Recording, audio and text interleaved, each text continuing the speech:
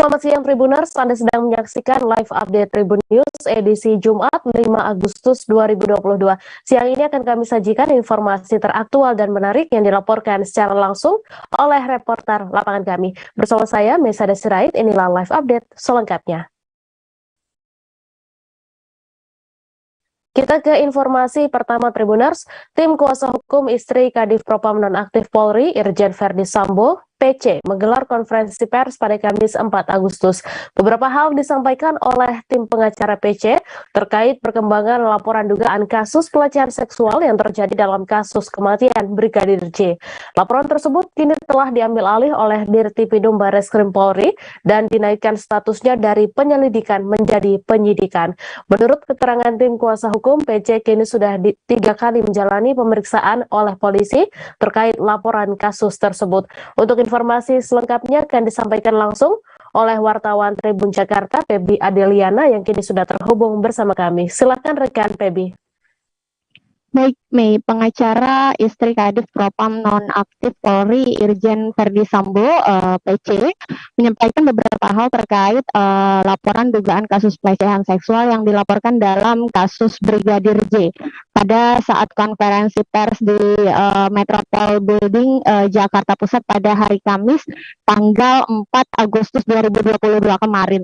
Tim kuasa hukum mengatakan bahwa PC sudah 3 kali dimintai keterangan oleh polisi terkait dugaan pelecehan seksual yang dilaporkan dalam kasus Brigadir J tersebut.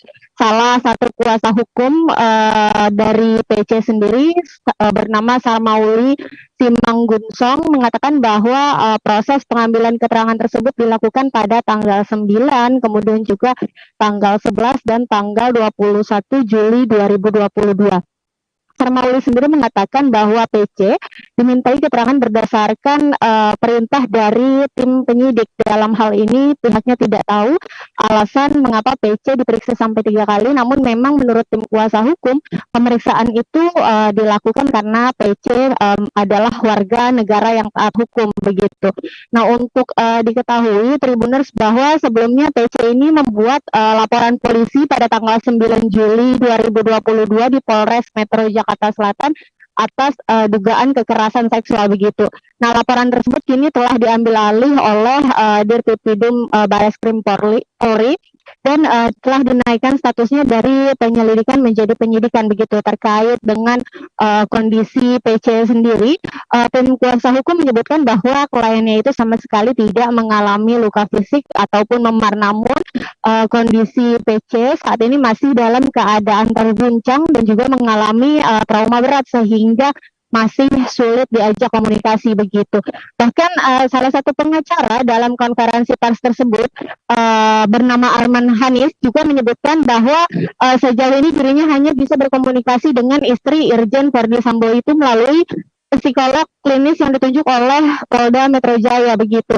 Nah, dalam konferensi pers tersebut tim kuasa hukum PC juga mengatakan akan melayangkan permintaan kepada polisi untuk bisa merekam hasil pemeriksaan yang melibatkan kliennya itu dalam dugaan pelecehan seksual yang dilaporkan. Menurut Arman Hani sendiri, permintaan tersebut dilayangkan agar pemeriksaan terhadap PC sebagai korban dari kasus pelecehan seksual di sini tidak dilakukan secara berulang-ulang sebab hal ini dinilai membuat kondisinya semakin tertekan dan juga trauma.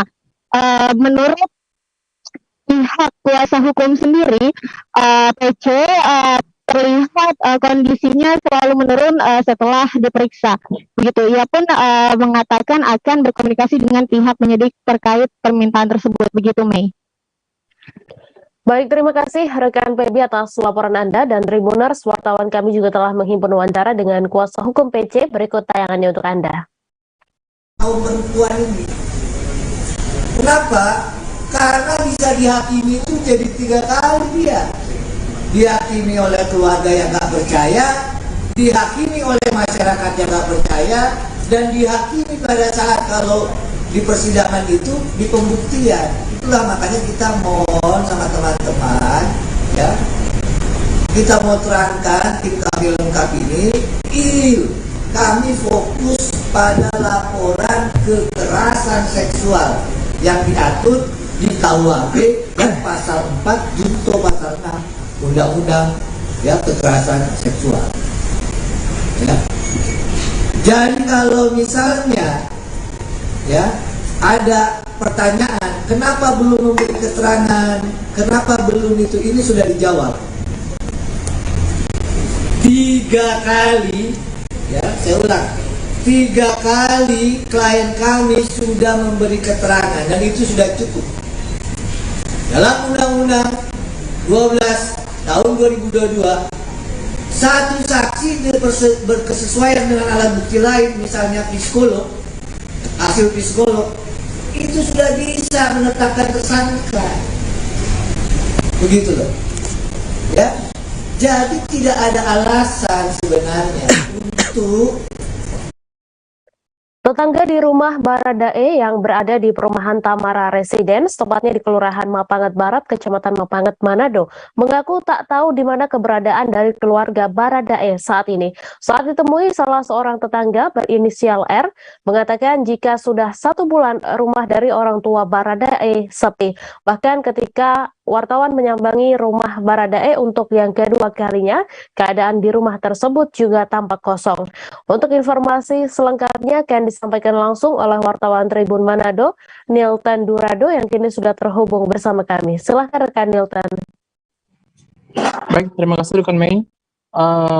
Pasca ditetapkan sebagai tersangka, rumah Baradae yang ada di Kelurahan Mapanget Barat, lingkungan 8, Kecamatan Mapanget, Kota Manado, terpantau sepi.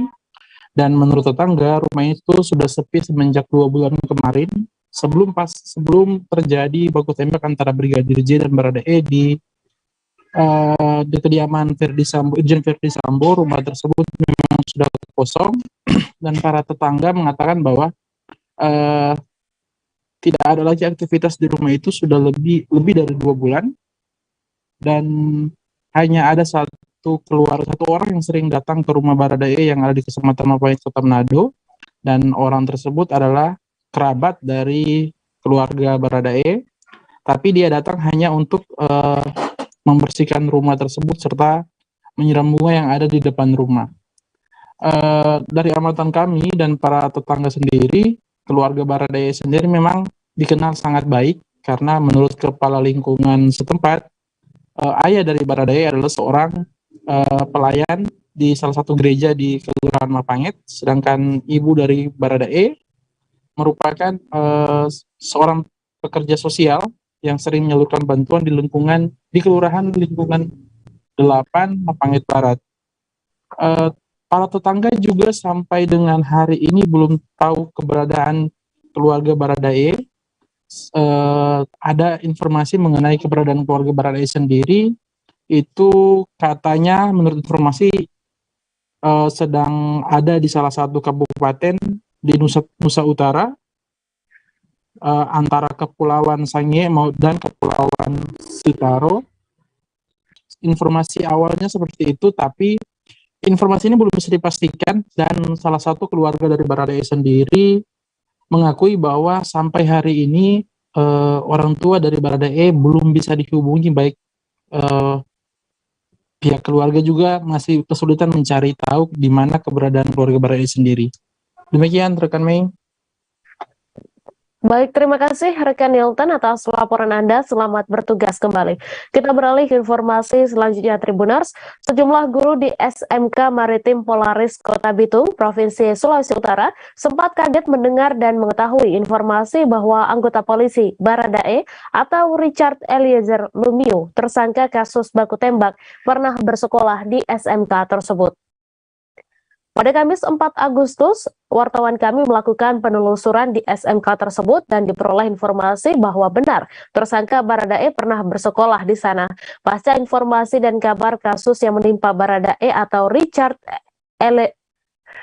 E. Lumiu, hanya beberapa orang di SMK Maritim Polaris Bitung yang mengetahui jika Baradae bersekolah di sekolah tersebut.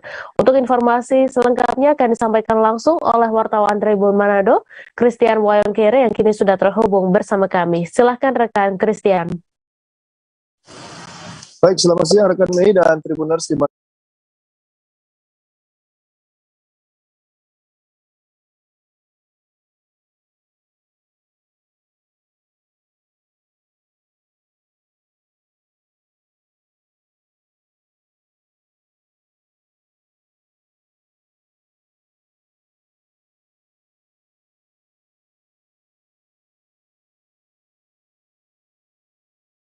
Silakan rekan. Terima kasih rekan Mei dan Tribuners dimanapun Anda berada. Dapat kami laporkan terkait dengan penelusuran kami di sekolah Barada E atau pemilik nama lengkap Richard Lumiu atau Richard Eliezer Lumiu di SMK Maritim Polaris Bitung. Dan kami mendapati sejumlah fakta-fakta menarik di mana Barada E yang terlibat atau tersandung kasus baku tembak yang sudah ditetapkan tersangka oleh pihak kepolisian ternyata pernah dan mengenyam pendidikan di sekolah atau SMK Maritim Polaris Kota Bitung di Provinsi Sulawesi Utara, tepatnya di Jalan PM Tangkilisan, Kelurahan Kado Odan, Kecamatan Madidir, Kota Bitung, Provinsi Sulawesi Utara. Dan menurut keterangan dari Wakil Kepala Sekolah Bidang Kurikulum SMK Maritim Polaris, Bapak Redi Pondo, bahwa dia hanya bersekolah sampai dengan tingkat 2 atau kelas 2 SMK dan tidak melanjutkan sekolahnya di SMK Maritim Polaris Bitung, hanya sampai di kelas 2 atau tingkat 2 di jurusan Nautika, dan itu terbukti sebagaimana dalam buku register atau buku pendaftaran calon siswa baru SMK Polaris Bitung, di mana ada nama Richard Lumiu yang merupakan nama dari yang merupakan nama dari Barada E yang tersandung kasus penembakan atau baku tembak dan sudah ditetapkan sebagai tersangka. Dan dari keterangan para guru dan rekan-rekannya, sosok Barada E ini merupakan sosok yang pendiam di sekolah. Dan untuk di kalangan atau di mata teman-temannya, Barada ini merupakan orang yang atau sosok yang dikenal memiliki kepribadian yang baik dan tidak membeda-bedakan dalam memilih teman. Dan yang paling diingat oleh teman-teman dari Barada ini yaitu yang bersangkutan atau Barada ini tidak membedakan yang namanya senior maupun junior. Ini sumber yang kami wawancara adalah adik tingkat atau adik taruna Barada E di SMK Polaris Kota Bitung, Provinsi Sulawesi Utara. Demikian Tribuners, kami juga telah melakukan pengecekan langsung di titik-titik atau lokasi tempat Barada E mengupload foto di media sosial atau sosial medianya, yaitu di Instagram.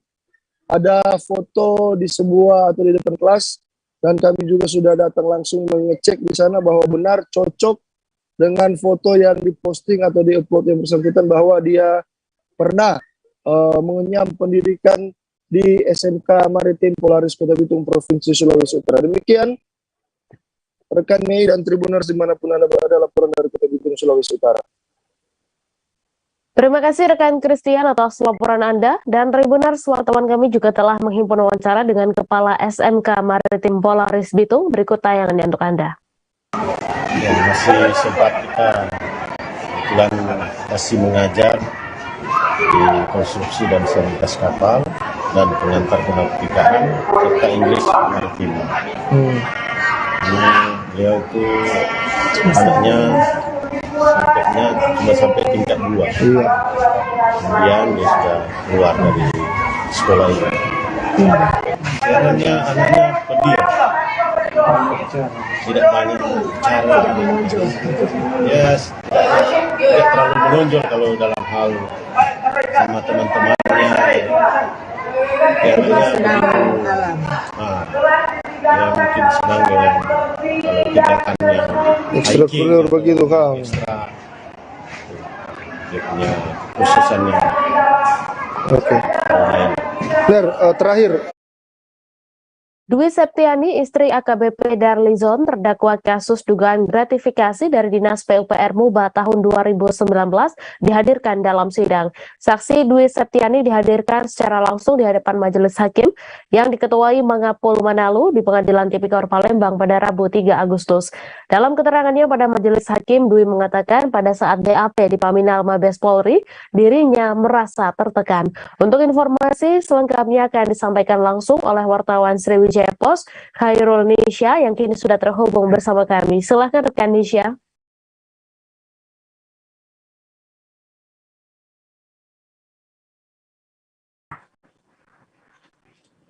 Dari Palembang kami melaporkan bahwasanya saat ini beberapa hari kemarin itu ada sidang kasus dugaan gratifikasi oleh AKBP Darlizon, yang mana pada kesempatan sidang tersebut jaksa penuntut umum dari Kejagung RI itu menghadirkan istri terdakwa sebagai saksi di dalam sidang.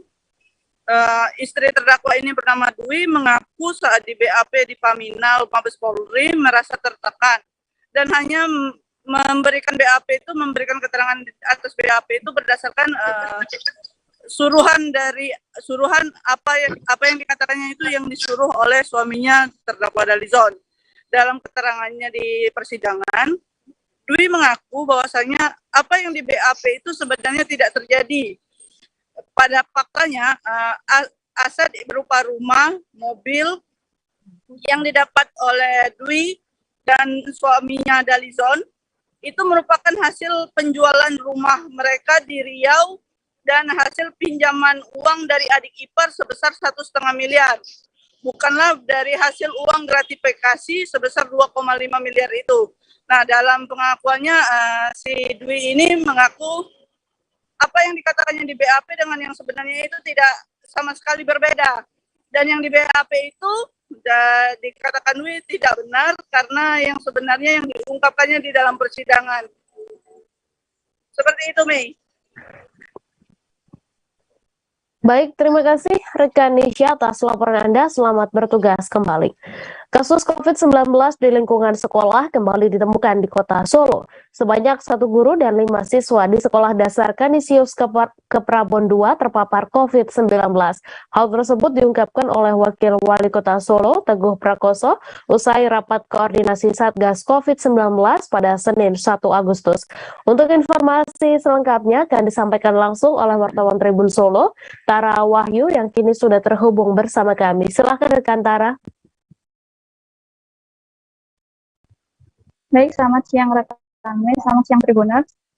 5 siswa di SD Kanisius Keprabon dinyatakan positif COVID setelah adanya 1 siswa yang terpapar COVID karena dari lingkungan keluarga. Selain dari 5 siswa, 1 guru juga dinyatakan positif setelah dilakukan tracing dari 1 siswa yang terpapar COVID awalnya. Awalnya 1 siswa tersebut terpapar dari ibunya yang juga terkena COVID pada tanggal 20 Juli 2020. Namun karena merasa harus melakukan tracing, siswa tersebut akhirnya melakukan swab antigen dan dinyatakan positif. Pada tanggal 21 Juli sendiri, pihak sekolah melakukan tracing di mana terdapat 40 kontak erat yang harus dilakukan swab test dan 5 orang, 4 siswa dan 1 guru dinyatakan positif. Karena hasil tracing melebihi dari 5%, maka SD tersebut harus melakukan pembelajaran jarak jauh. Pembelajaran jarak jauh sendiri dilakukan selama 1 pekan kemarin, Mei. Namun pada saat hari Selasa atau tanggal 2 Agustus 2022, SD Kanisius Keprabon II sudah melakukan pembelajaran tatap muka. Saat wartawan mencoba untuk memasuki wilayah atau memasuki sekolah tersebut, kami tidak diizinkan untuk memotret, namun suasana belajar mengajarnya sudah mulai dilaksanakan di mana siswa yang berada di sekolah tersebut melakukan pembelajaran dengan menggunakan masker. Wali Kota Solo Gibran Raka Buming Raka sendiri mengingatkan bahwa jika terjadi adanya kasus COVID-19 di lingkungan sekolah, maka akan segera dilakukan pemisahan antara yang sehat dan yang sakit. Dirinya pun juga meminta untuk para orang tua atau wali murid untuk tidak panik karena akan dilakukan penanganan yang cepat dan tepat. Seperti itu, Mei. Baik, terima kasih rekan Tara atas laporan Anda. Selamat bertugas kembali. Seorang pengendara Vespa Matic tewas ditabrak bus Transjakarta di Jalan Otista Raya, Kecamatan Jatinegara, Jakarta Timur pada Kamis 4 Agustus malam. Korban yang merupakan pengemudi Vespa bernomor polisi B5375THO tewas hingga masuk ke kolong bus Transjakarta berplat B7477TGB yang melaju satu arah. Valdo, seorang saksi mata, mengatakan kecelakaan bermula ketika korban yang berkendara melaju dari arah Cawang menuju Kampung Melayu hendak berbelok di pertigaan Cawang Baru. Untuk informasi selengkapnya akan disampaikan langsung oleh wartawan Tribun Jakarta, Nur Indah Farah Audina yang kini sudah terhubung bersama kami. Silakan rekan Farah. Baik, Tribuners dan Mei, bisa sampaikan bahwa pada Jumat 4 Agustus 2022 atau pada Jumat malam sekitar pukul 9 atau 21.00 waktu Indonesia bagian Barat telah terjadi kecelakaan di mana korban merupakan pengemudi Vespa Matic yang sedang melaju di Jalan Otista Raya Jatinegara, Jakarta Timur, di mana korban sendiri melaju dari arah Cawang menuju Kampung Melayu yang hendak berbelok ke arah pertigaan Cawang Baru. Sayangnya menurut saksi mata di lokasi kejadian, korban menerobos lampu merah sehingga tertabrak bus Transjakarta yang berada tepat di belakangnya.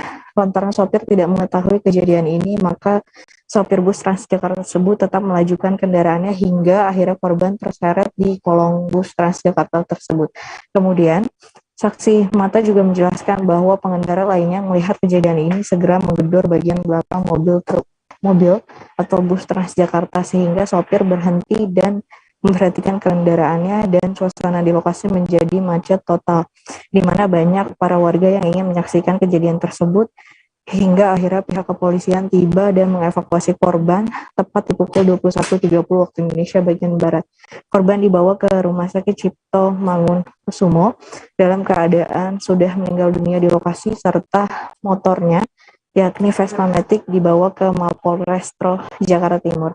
Kemudian dari rentetan insiden kecelakaan, Transjakarta juga tengah diterpa isu terkait dengan polemik pelecehan seksual yang terjadi di transportasi publik, yakni salah satunya di bus Transjakarta, di mana pada hari ini, tepatnya pada hari Jumat 5 Agustus 2022, pihak Transjakarta melakukan kampanye stop pelecehan seksual untuk meminimalisir terjadinya aksi pelecehan seksual di transportasi publik, di mana nantinya bus Transjakarta baik armadanya maupun di halte bus bakal ditempeli dengan stiker stop pelecehan seksual yang dibarengi dengan pemberian informasi nomor hotline atau nomor telepon, kemudian DM, kemudian kemana para saksi maupun korban untuk melapor, di mana identitasnya dijamin oleh pihak Transjakarta.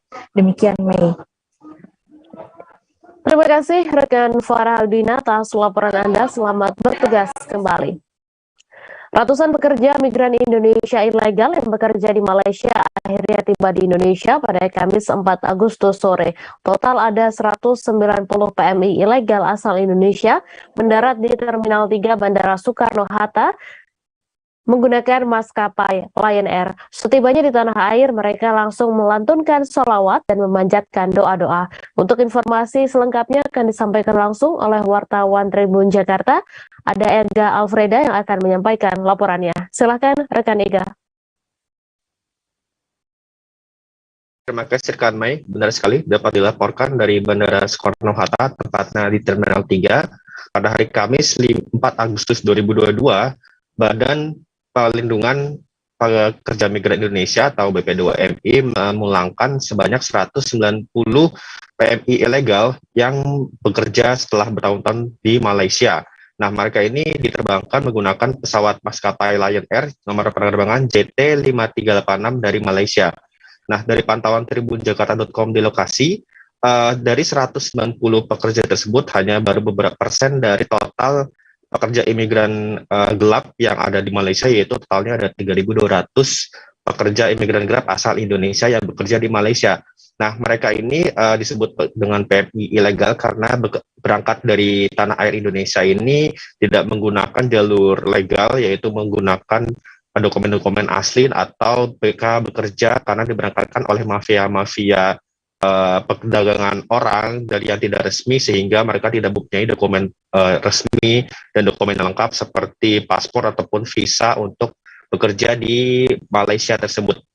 Nah, dari pantauan tribunjakarta.com, mereka sudah mendarat di Terminal 3 Bandara Soekarno-Hatta pada sekira pukul 17.04 waktu Indonesia bagian Barat, namun dapat keluar dan dapat dijumpai oleh awak media pada sekitar pukul 19.00 waktu Indonesia bagian Barat karena dengan antrian dan juga barang-barang yang harus diambil.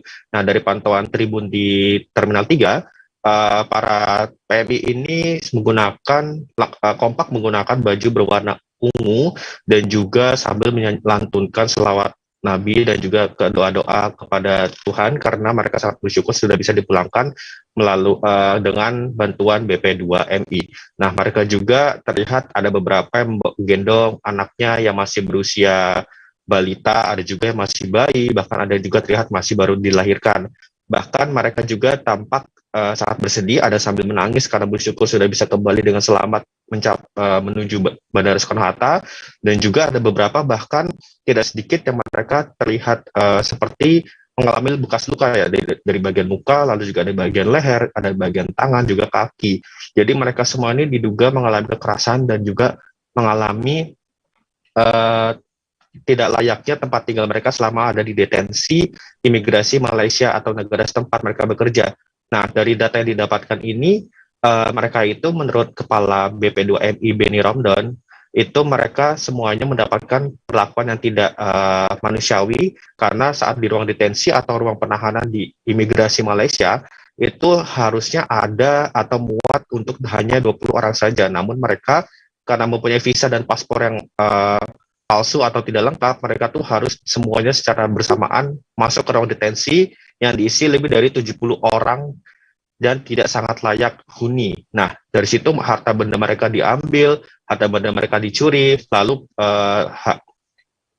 air yang mereka gunakan untuk mandi juga tidak layak, sehingga banyak dari mereka yang mengalami penyakit kulit dan juga luka-luka di sekujur tubuhnya. Nah, dari data yang didapatkan juga, mereka ini dari 190 PMI ilegal yang dipulangkan, ada 87, yang paling banyak itu adalah dari bagian Indonesia bagian Jawa Timur, yaitu sebanyak 87 orang, kemudian disusul dengan NTB yaitu 36 orang, lalu Jawa Tengah 18 orang, Jawa Barat 12 orang, kemudian Sumatera Utara sejumlah 11 orang, dan 22 lainnya tersebar dari 11 provinsi yang ada di Indonesia. Nah, nantinya dari 190 PMI ilegal ini akan semuanya sudah berada di Wisma Atlet Jakarta yang nantinya akan didata ulang oleh BP2MI, dan kemudian akan didata kesehatan mereka, apakah ada yang bisa langsung pulang, apakah ada yang harus melalui perawatan kesehatan lebih lanjut. Nantinya setelah semua data sudah lengkap dan semua cek kesehatan sudah lengkap, mereka semua dari 190 ini akan dipulangkan masing-masing ke daerah asalnya, dan juga semua biaya perawatan dan juga biaya transportasi, juga biaya kesehatan akan ditanggung oleh BP2MI. Begitu rekan Mei yang dapat dilangsungkan dari Bandara Soekarno-Hatta, Kota Tangerang. Baik, terima kasih rekan Ega Alfreda atas laporan Anda, dan Tribuners, wartawan kami juga telah menghimpun wawancara dengan Kepala BP2MI. Berikut tayangannya untuk Anda.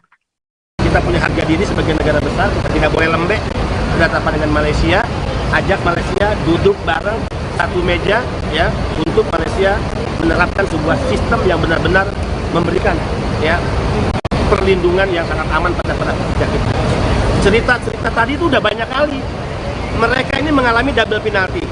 Mereka mengalami hukuman, vonis sudah dilewati, masuk ke detensi imigrasi. Kadangkala tahanannya lebih lama dari vonis hukuman. Ini kan udah nggak benar. Kedua, harta-harta benda mereka dirampas oleh oknum-oknum petugas di imigrasi Malaysia, baik handphone, uang, bahkan kalung, ya, gelang emas.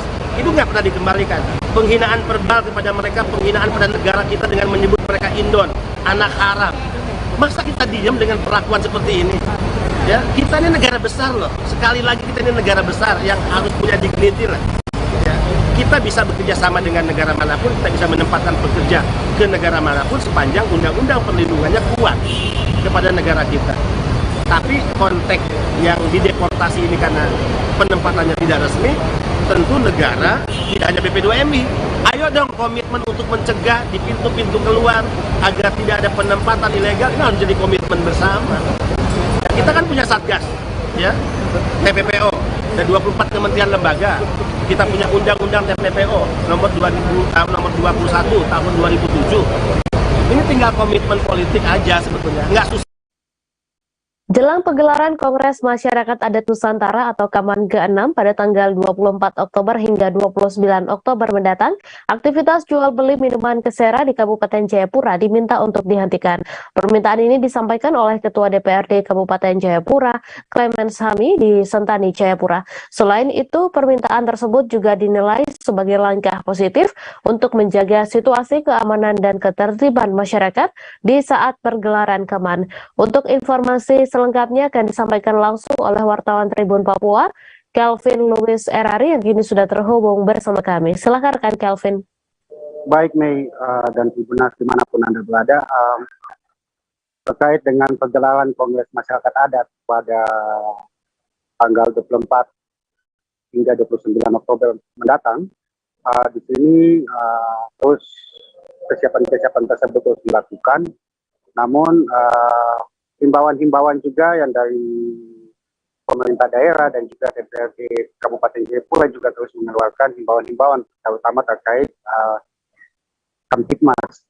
Dan juga dalam himbauan tersebut Ketua DPR Kabupaten Jayapura menyampaikan bahwa seluruh aktivitas jual beli miras atau minuman keras di Kabupaten Jayapura agar bisa dihentikan.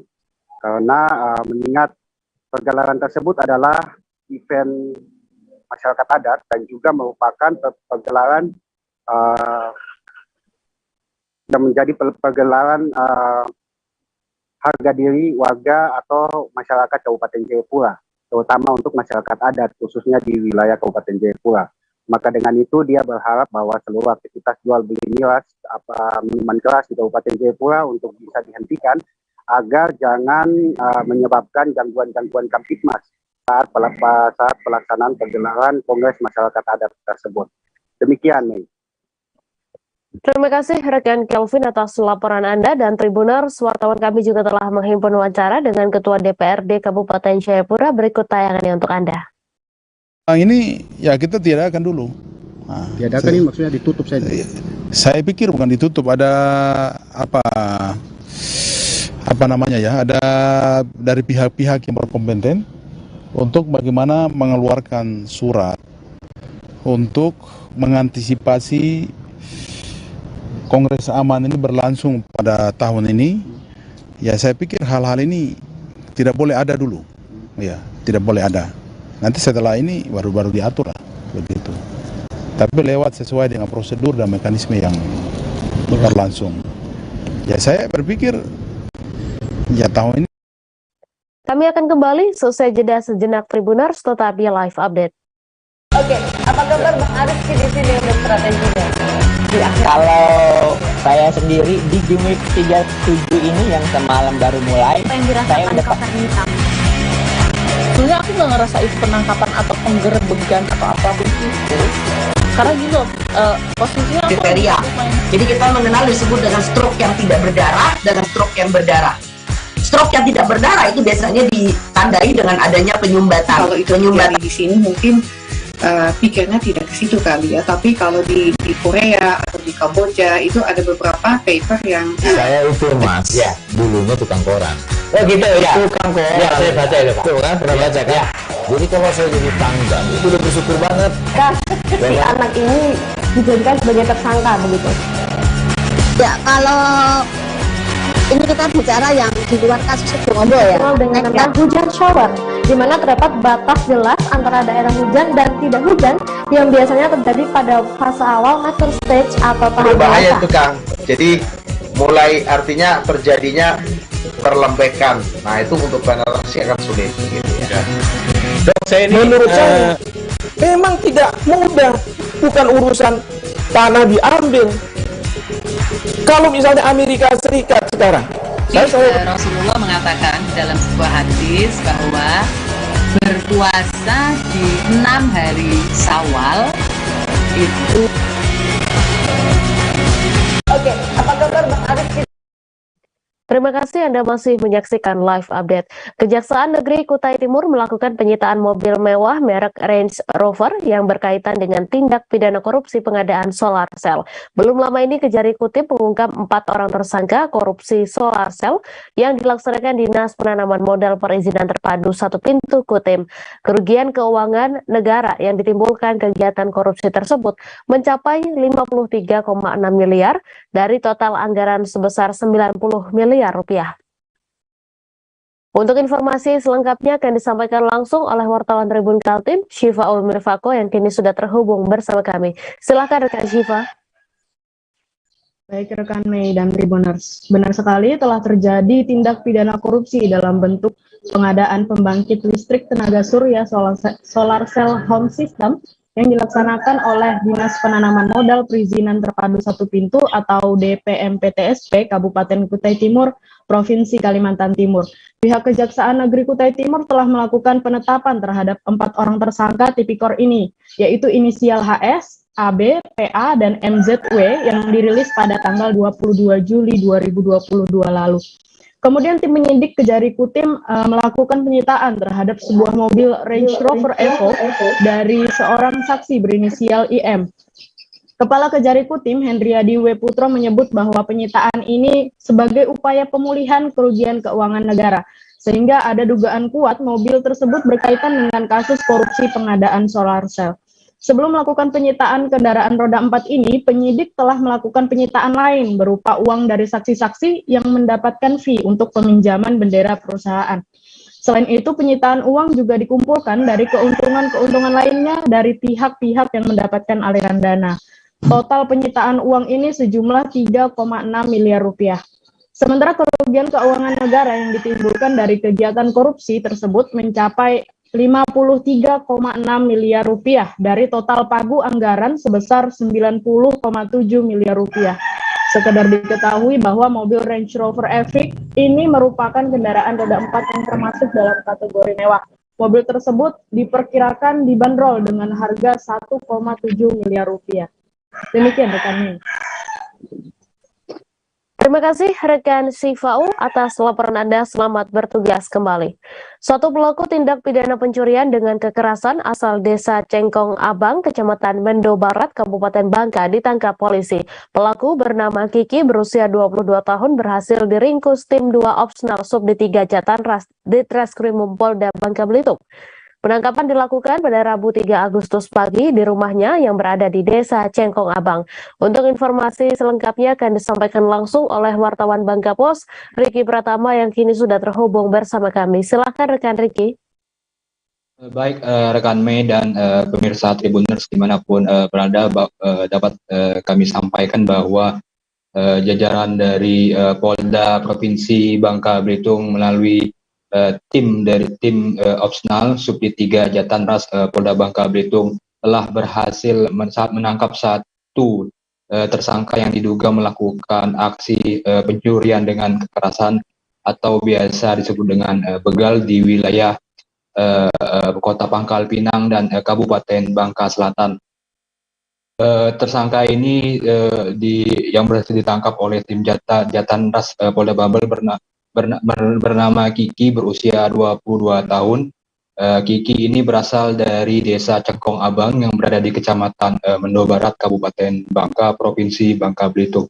Modus yang dilakukan Kiki selama melakukan aksi kejahatan yaitu dengan memepet sepeda motor korbannya yang kebanyakan berasal dari kalangan ibu-ibu, wanita, dan anak remaja.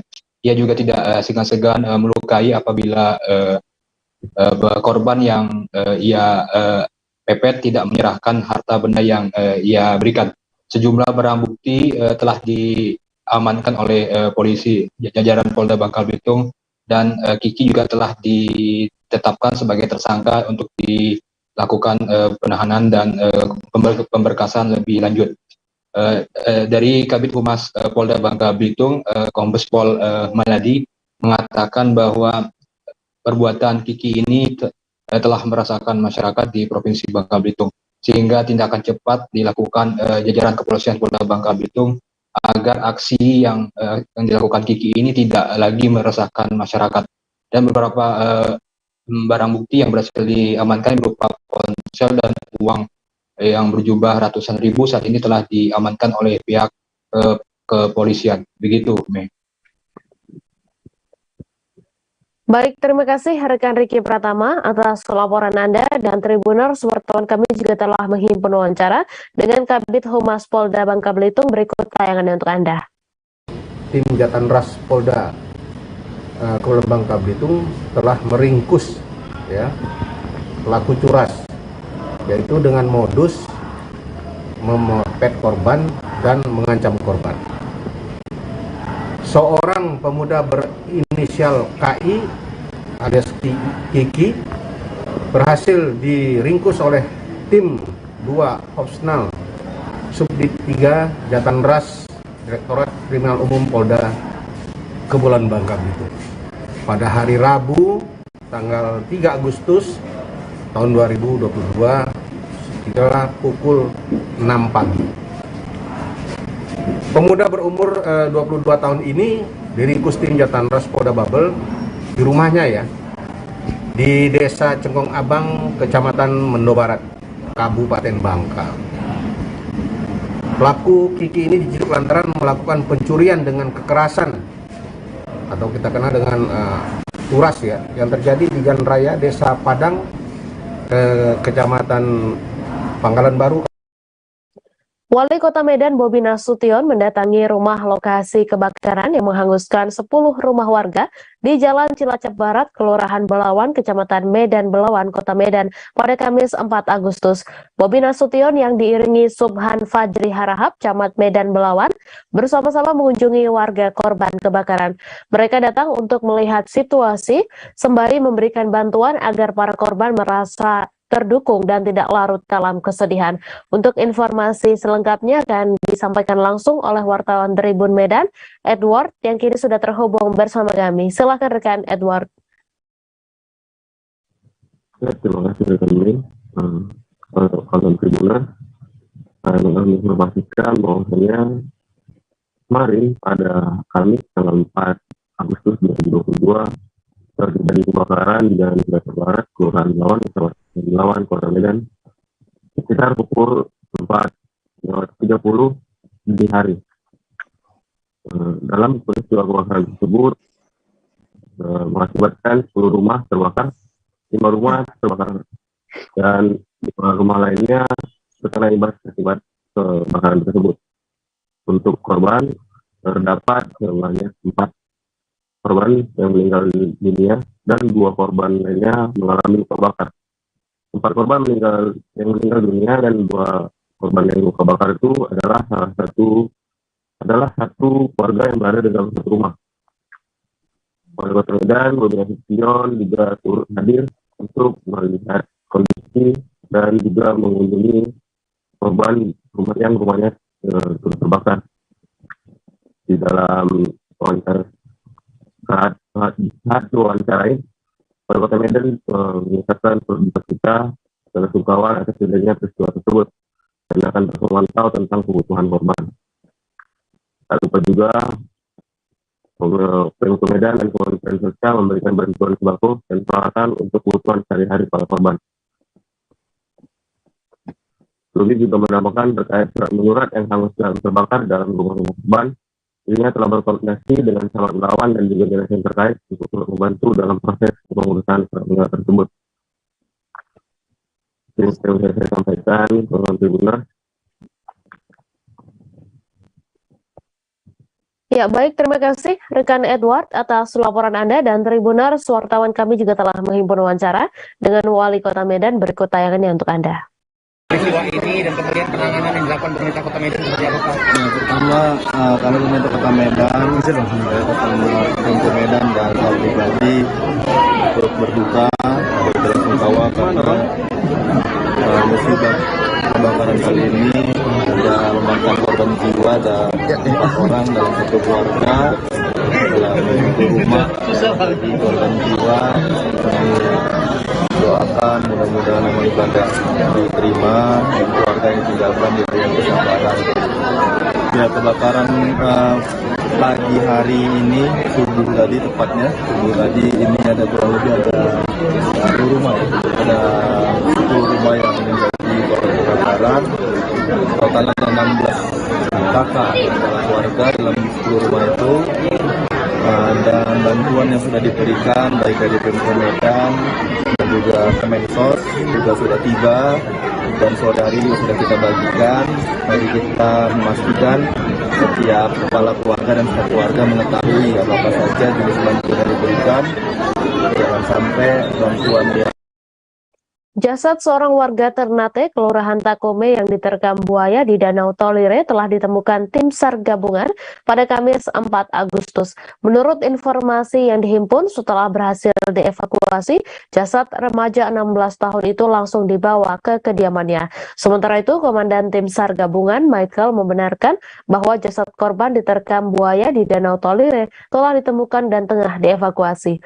Untuk informasi selengkapnya akan disampaikan langsung oleh wartawan Tribun Ternate, Randi Basri, yang kini sudah terhubung bersama kami. Silahkan rekan Randi. Terima kasih rekan Mei di studio. Memang benar dapat saya laporkan dari Ternate, Maluku Utara. Untuk Ternate sendiri beberapa pekan kemarin memang terjadi peristiwa di mana seorang remaja atas nama Bagian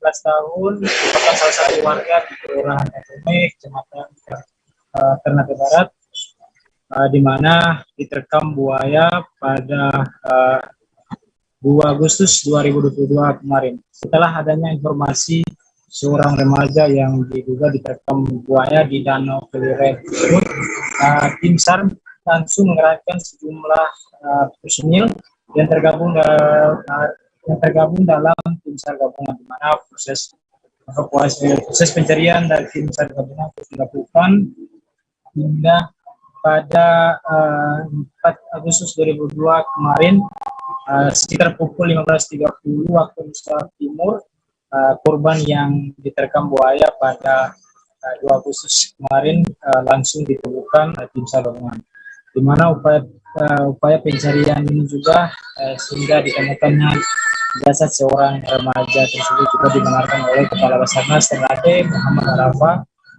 Maksud kami Kepala Basarnas Ternate Fatur Rahman, di mana dirinya menyebut upaya pencarian tim SAR gabungan sejak hari pertama hingga hari ketiga memang membutuhkan proses yang sulit panjang, di mana dari upaya pencarian ini juga menurut Fatur pihaknya dibantu juga dengan masyarakat setempat, di mana pencarian yang berlangsung kurang lebih 3 hari ini membutuhkan waktu, di mana selain tim SAR mengerahkan sejumlah kekuatan untuk melakukan pencarian, masyarakat setempat juga melakukan ritual adat, di mana untuk beberapa ritual tersebut untuk sebagai memanggil buaya yang juga diterkam yang menerkam seorang remaja di Danau Tolire tersebut.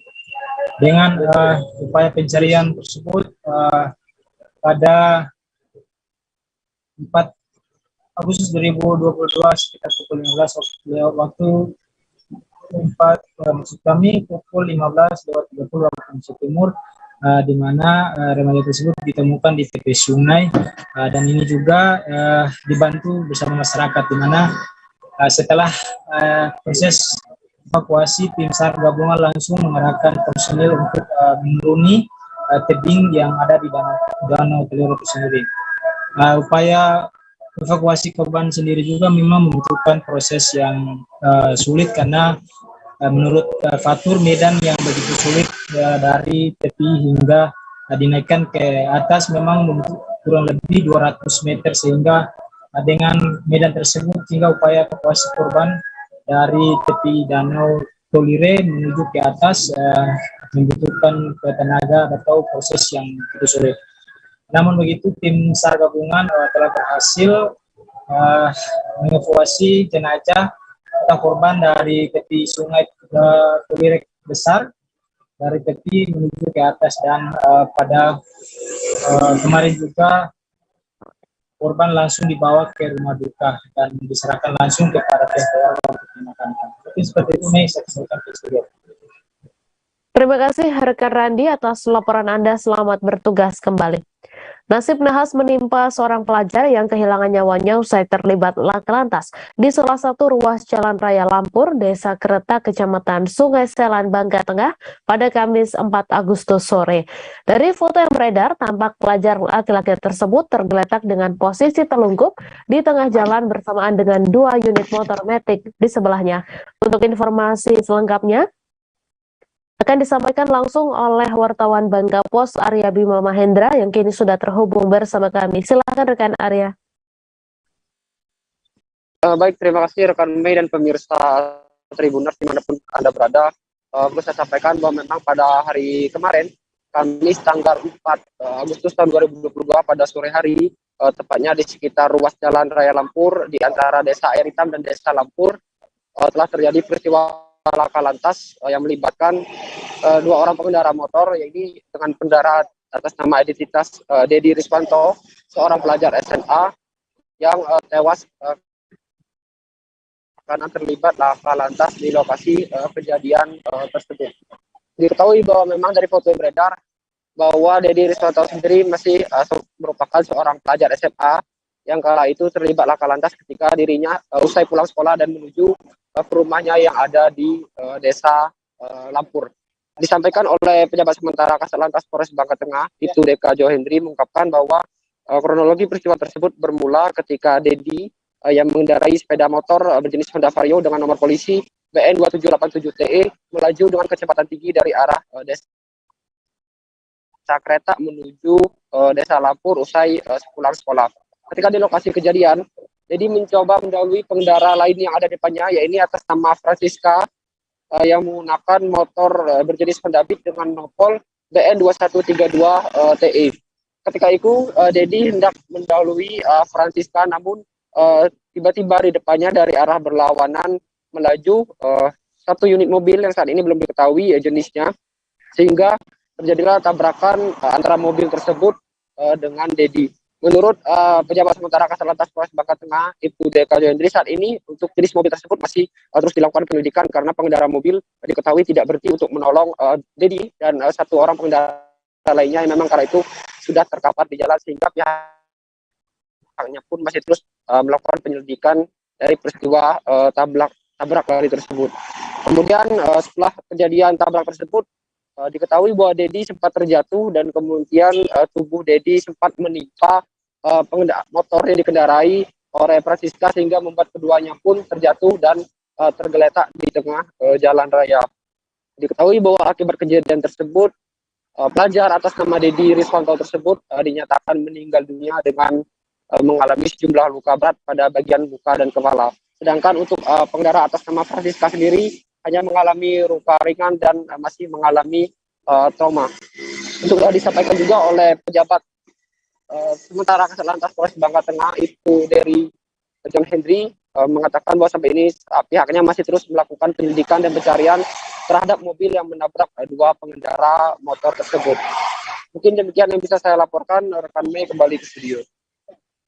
Terima kasih rekan Arya Bima atas laporan Anda. Selamat bertugas kembali.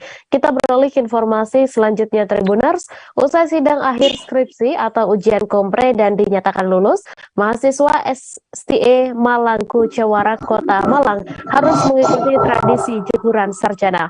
Kegiatan dilaksanakan di bagian belakang kampus di mana ada kolam sarjana. Tradisi ini ternyata sudah ada sejak kampus berdiri, yaitu puluhan tahun yang lalu. Kini kegiatan dihidupkan kembali setelah 2 tahun tidak dilaksanakan karena pandemi COVID-19. Untuk informasi selengkapnya akan disampaikan langsung oleh wartawan Surya Malang, Silvianita, yang kini sudah terhubung bersama kami. Silakan rekan Silvi.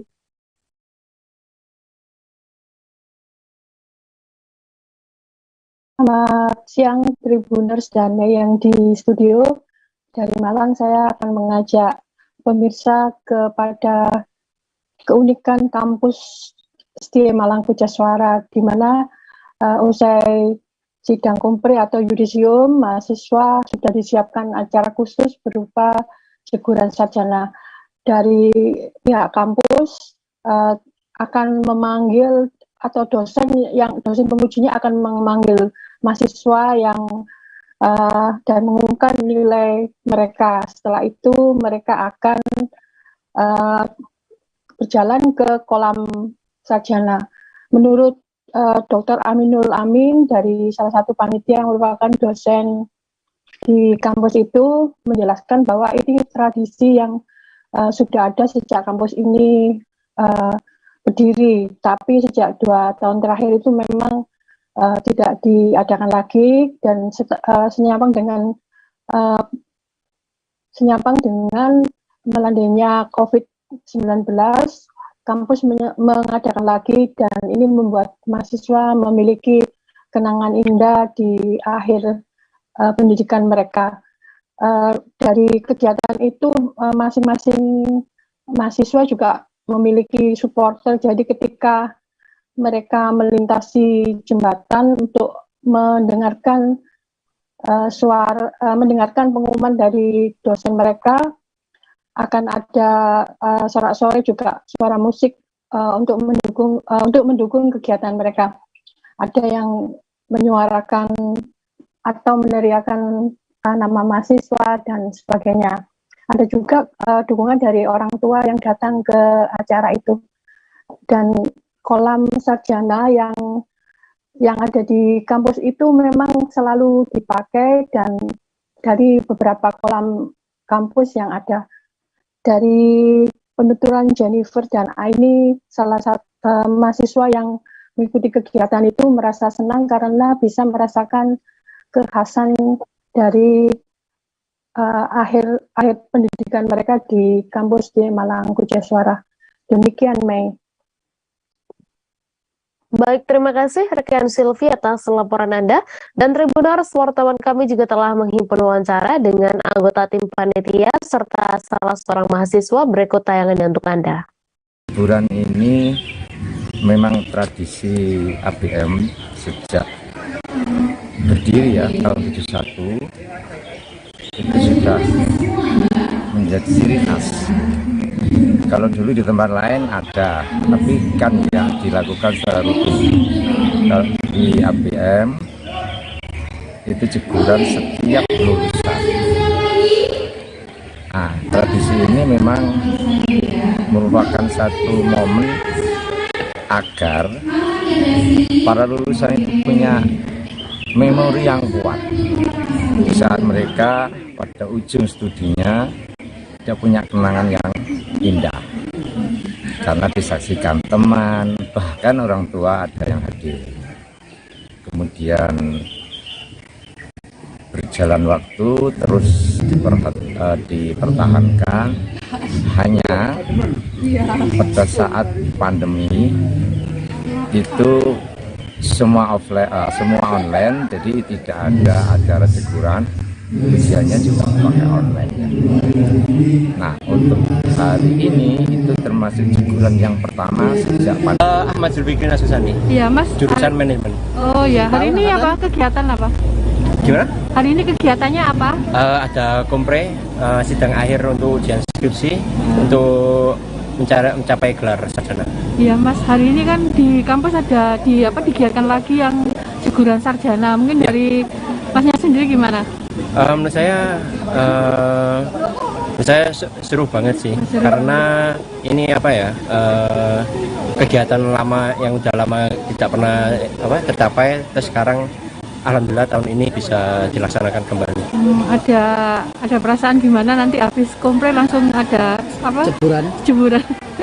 Rasanya tuh seperti gimana ya, kayak ngimpi bisa bener-bener saya bisa merasakan sekarang sarjana juga.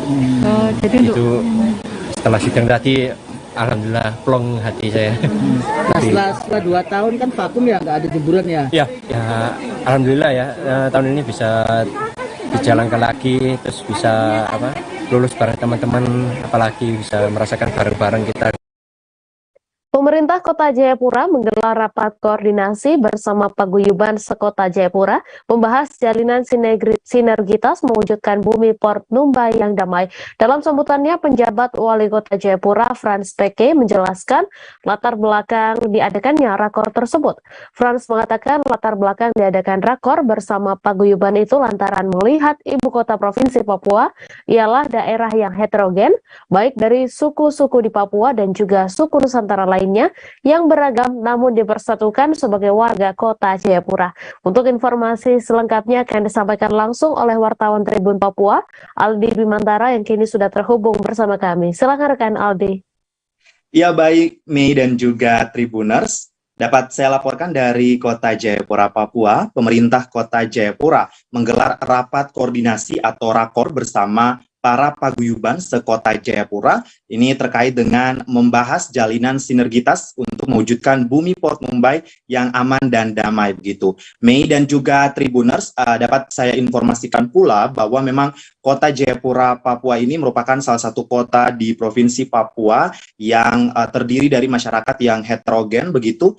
Kemajemukan masyarakatnya ini bisa dikatakan sangat beragam sehingga memang sering dijuluki sebagai miniatur Nusantara sebab mengingat banyak sekali suku-suku yang berasal dari daerah di Nusantara lainnya yang mendiami di Kota Jayapura sudah sejak lama begitu. Nah, untuk menjalin sinergitas ya antara pemerintah dan juga masyarakat yang begitu heterogen ataupun plural begitu, ini pemerintah Kota Jayapura menggelar adanya pertemuan begitu dalam rapat koordinasi yang guna membahas terkait dengan bagaimana kemudian masyarakat ini bisa memandang isu-isu yang berkembang di kalangan masyarakat. Dalam kesempatan wawancara bersama kami awak media, Mei dan juga Tribuners, ini pejabat Wali Kota Jayapura Frans Peke menyampaikan pesannya untuk bagaimana soal menyikapi perbedaan di kalangan masyarakat, baik dari bagaimana menyampaikan pendapat ataupun pandangan terhadap sesuatu hal. Mei dan juga Tribuners, dalam kesempatan itu pejabat Wali Kota Jayapura Frans Peke maksud saya menyampaikan bahwa Kota Jayapura yang dihuni dari berbagai daerah ini patut menjadi suatu kekuatan ataupun potensi untuk dimaksimalkan dan harus bersyukur atas keanekaragaman budaya yang ada di bumi Port Numbai. Untuk itu ia juga mengatakan bahwa dengan adanya aksi-aksi massa begitu yang seringkali membuat kekacauan di Kota Jayapura untuk masyarakat ini dapat menyikapinya dengan bijak dan tidak terlalu larut begitu dalam aksi-aksi yang tentunya ini merugikan kita semua juga begitu. Dan Mei dan juga Tribuners, Pemkot Jayapura bersama Forkopimda akan terus bersinergi bersama masyarakat yang menjemuk melalui para paguyuban ini. Dan dapat saya informasikan pula tujuan dari rakor tersebut untuk menjaga harmonisasi bersama dalam mengisi Kota Jayapura sebagai kota jasa dan perdagangan serta kota seni dan budaya. Dalam momen rakor tersebut, para perwakilan paguyuban diberikan kesempatan pula untuk menyampaikan kritik, saran dan masukan serta apresiasi terhadap pemerintah Kota Jayapura atas kinerjanya begitu. Perwakilan keluarga kerukunan Sulawesi Tenggara atau KKST bernama Hamzah yang kami temui saat mengikuti acara tersebut mengatakan ia memberikan apresiasi secara khusus terhadap peran Forkopimda dan juga pemerintah Kota Jayapura dalam memberikan rasa aman dan nyaman sejauh ini bagi mereka penduduk Kota Jayapura, Papua. Sekedar diketahui Mei dan juga Tribuners, paguyuban yang hadir dalam acara tersebut diantaranya ada dari paguyuban Mepago, suku Me, KMB, Saireri, Kepala Suku Maibrat, Sukoharjo, Trenggalek, KKST, Sulawesi Selatan, Kemas, Buteng, dan Ikemal Kota Jayapura, serta masih ada banyak lagi paguyuban-paguyuban lainnya yang mengikuti rakor dalam kesempatan itu. Demikian Mei dan juga Tribuners, laporan singkat saya terkait dengan rapat koordinasi pemerintah Kota Jayapura bersama para paguyuban yang dilangsungkan di salah satu hotel di Kota Jayapura. Terima kasih dan untuk sementara kembali ke Mei di studio. Terima kasih rekan Aldi Bimantara atas laporan Anda dan Tribuners, wartawan kami juga telah menghimpun wawancara dengan penjabat Wali Kota Jayapura. Berikut tayangannya untuk Anda. Setelah saya melakukan pertemuan dengan berbagai komponen masyarakat, stakeholder yang ada di Kota Jayapura hari ini, berkesempatan saya melakukan pertemuan bersama dengan para tokoh-tokoh masyarakat, kepala suku, Pondoafi, juga ketua-ketua paguyuban yang ada di Jayapura. Tujuannya adalah satu, yaitu untuk membangun kerukunan hidup bersama, membangun persatuan dan kesatuan. Karena kota Jayapura kota yang sangat heterogen, dari suku, agama, ras, golongan, dan status ekonomi, status sosial. Tak mau rugi jauh-jauh datang ke Aceh, Menparekraf Sandiaga Uno pun ingin berbaur dengan kearifan lokal. Ia tampak senang saat diajak ikut tarik pukat tradisional. Aksi itu dilakukan Sandi saat mengunjungi Gampong Wisata Uleleu di pesisir Banda Aceh pada Kamis 4 Agustus pagi. Ia tampak begitu antusias saat berbaur dengan warga dan nelayan di Gampong yang pernah rata disapu tsunami ini. Untuk informasi selengkapnya akan disampaikan langsung oleh wartawan Serambi News, Muhammad Nasir yang kini sudah terhubung bersama kami. Silakan rekan Nasir.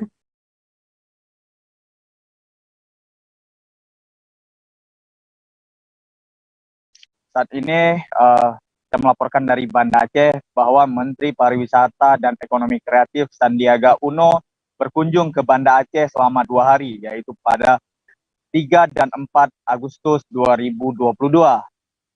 Di Banda Aceh, Menteri Sandiaga atau yang akrab disapa Mas Menteri ini menghadiri sejumlah kegiatan dan juga menemui beberapa pihak yang terkait dengan pariwisata. Namun tujuan utama dari Menteri Sandiaga Uno ke Banda Aceh adalah untuk mengunjungi Gampong Uleli atau Desa Ulele yang berada di pesisir kota Banda Aceh. Karena Ulele ini saat ini masuk sebagai nominasi Kampung terbaik atau desa terbaik dalam Anugerah Desa Wisata Indonesia 2022. Nah, saat berkunjung ke Ulele, Sandiaga Uno menyempatkan melakukan beberapa atraksi yang menjadi ikon wisata desa tersebut, seperti tarik pukat di bibir pantai, yaitu mencari ikan dengan pukat tradisional yang merupakan tradisi yang sudah turun-temurun di pesisir Aceh. Selanjutnya Sandiaga Uno juga berkeliling desa tersebut dengan menaiki becak motor. Sandiaga mengaku kagum dengan perkembangan desa Ulele.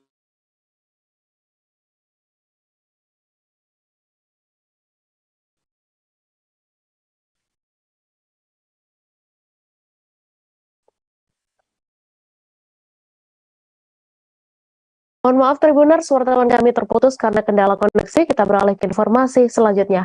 Pemerintah Kabupaten Manggarai mendeklarasikan capaian 100% stop buang air besar sembarangan dan cuci tangan pakai sabun di rumah adat Kampung Todo, Kecamatan Slatar Mese Utara, Kabupaten Manggarai, Flores, Nusa Tenggara Timur pada Kamis 4 Agustus. Dengan demikian, Kabupaten Manggarai menjadi kabupaten pertama di Indonesia yang mencapai pilar 1 dan 2 sanitasi total berbasis masyarakat.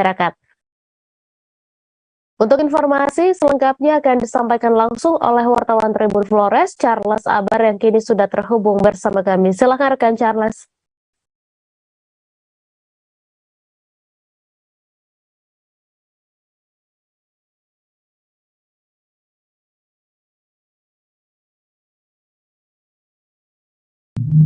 Selamat sore, sahabat Tribuners dimanapun Anda berada.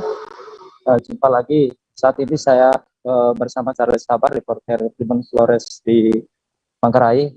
Ya, betul, kami dapat laporkan bahwa kemarin pemerintah Kabupaten Manggarai baru saja mendeklarasikan bebas sanitasi berbasis lingkungan, yaitu pilar 1 dan 2, yaitu mencuci tangan dan membuang air besar.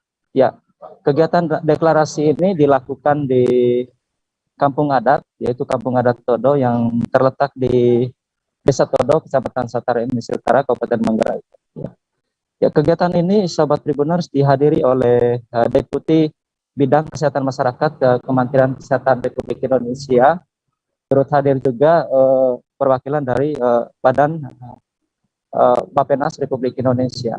Ya, adapun Kabupaten Manggarai merupakan kabupaten pertama yang mencapai 100%, yaitu bebas buang air bersih dan cuci tangan. Sementara Kampung Todo merupakan pilot project dalam program ini merupakan salah satu contoh desa contoh yang berada di Kabupaten Manggarai. Ya, sementara kegiatan ini merupakan gerakan kolaborasi antara Plan Indonesia Internasional Indonesia dengan pemerintah Kabupaten Manggarai. Ya, sangat menarik sahabat Tribuners karena memang Kabupaten Manggarai merupakan kabupaten pertama di Indonesia yang mencapai 100% gerakan STBM ini. Sementara kabupaten lain itu yaitu 5 kabupaten belum mencapai 100% sepenuhnya. Karena memang program dari Plan ini merupakan ada 6 kabupaten yang ada di Indonesia, yang salah satunya adalah merupakan Kabupaten Manggarai. Ya. Kegiatan ini juga dilanjutkan dengan memberikan penghargaan kepada pemerintah desa Todo yang merupakan menjadi desa contoh dalam gerakan sanitasi terpadu berbasis masyarakat ini. Ya, sementara Bupati Manggarai dalam kesempatan diwawancarai Tribun Flores.com bahwa menyampaikan terima kasih kepada pihak-pihak yang sudah membantu atau turut serta dalam gerakan STBM di Kabupaten Manggarai. Dia berharap kedepannya kerjasama ini antara berbagai pihak mulai dari Forkopimda kemudian organisasi masyarakat lainnya akan terus digalakkan agar pilar ketiga, 4, dan 5 ini akan segera dicapai dalam sanitasi terpadu berbasis lingkungan ini. Ya, demikian yang dapat saya laporkan di kami. Terima kasih rekan Charles atas laporan Anda, dan Tribuners, wartawan kami juga telah menghimpun wawancara dengan Bupati Manggarai. Berikut tayangan yang untuk Anda. Bapak Bupati, terkait dengan pencapaian Kabupaten Manggarai dalam STBM ya, yang ke-1 dan ke-2, seperti apa tanggapannya? Ya, untuk pilar 1 dan pilar 2 itu kan stop buang air besar sembarangan itu kan sudah beberapa bulan lalu itu sudah capai. Sedangkan hari ini itu kan untuk pilar 2 ya, namanya mencuci tangan dengan sabun.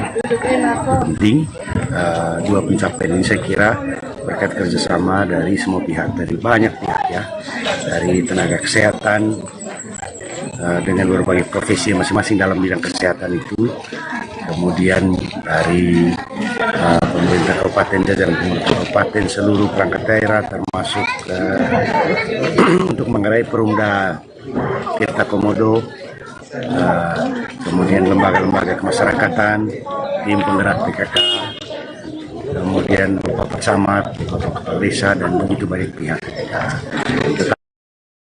Informasi tadi sekaligus menutup perjumpaan kita dalam live update hari ini. Jangan lupa saksikan informasi terbaru lainnya hanya di kanal YouTube Tribun Network. Terima kasih atas kebersamaan Anda. Saya Mesa Dasirait beserta kru yang bertugas pamit undur diri dan sampai jumpa.